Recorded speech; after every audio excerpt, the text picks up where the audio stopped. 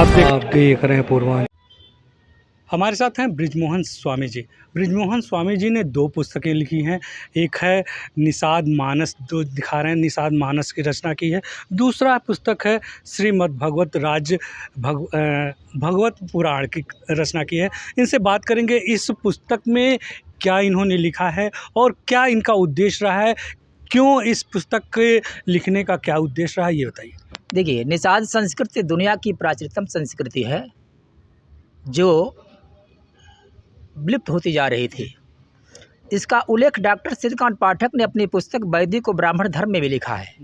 भारत में आर्यों के आगमन के पूर्व जो संस्कृति थी उसे ही निषाद संस्कृति कहा जाता था।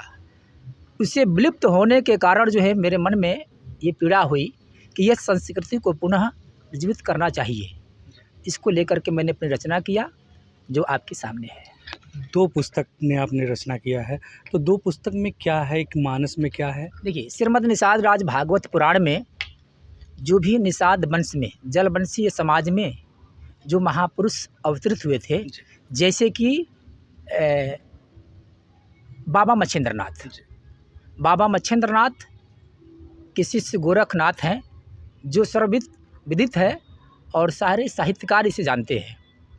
तो ऐसे महापुरुषों की जीवनी से प्रेरणा लेने के लिए हमने इसका संकलन किया और संकलित कर करके जो है निषाद संस्कृति को एक जो है नई गति देने का काम किया इस पुस्तक के माध्यम से, जिससे कि हमारी निषाद संस्कृति पुष्पित, पल्लवित और उज्जीवित हो।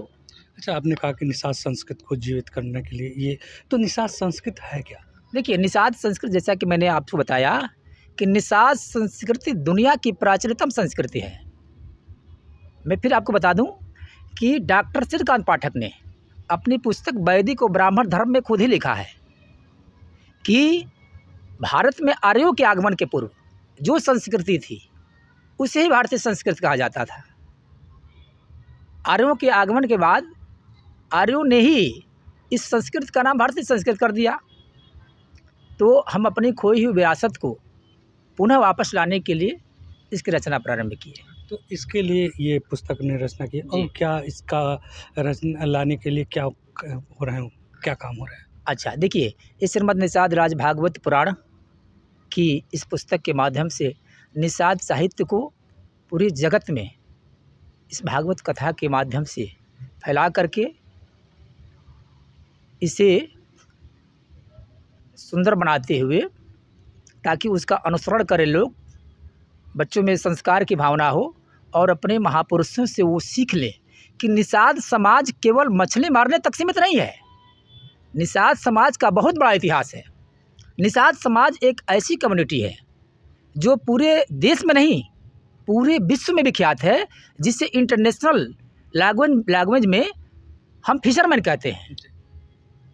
तो अपनी संस्कृति को प्रकाशमान करने के लिए उनमें खोए हुए संस्कार को वापस लाने के लिए रचना की गई है और इसका जो है इसकी कथा को व्यवहार जगत में लाया जा रहा है। जैसा कि अभी हम इस गोरक्ष धाम की ये चारपानी बुजुर्ग गाँव में जो श्री दिनेश निषाद जी ने ये निषाद धाम मंदिर की स्थापना किया है, और कल से जो है ये कथा भक्तों के बीच श्रवण कराई जाएगी, जो आप प्रत्यक्ष रूप से देख रहे हैं।